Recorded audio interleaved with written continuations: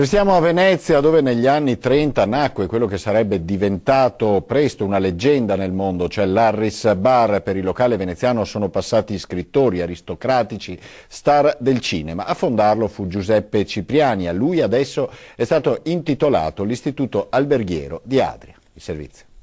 Non è stato ricordato prima neanche da Venezia, anche se lui a Venezia ha fatto delle cose straordinarie. A 27 anni dalla scomparsa di Giuseppe Cipriani, la scuola alberghiera di Adria, in occasione del 40° anniversario della fondazione, ha voluto intitolare il rinnovato istituto professionale proprio al fondatore del mitico Harris Bar di Venezia, tuttora gestito dal figlio Enrico.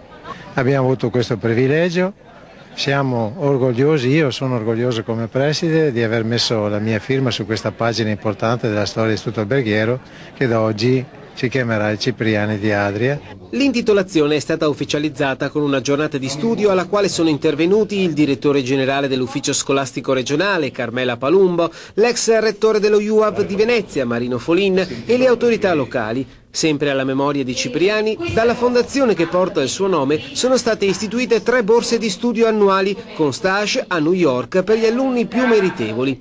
A Giuseppe Cipriani si devono invenzioni come il carpaccio o il cocktail Bellini, e quello stile è riconosciuto in tutto il mondo. Un modo di accogliere il cliente, un modo di servire gli altri come vorresti essere servito a te stesso.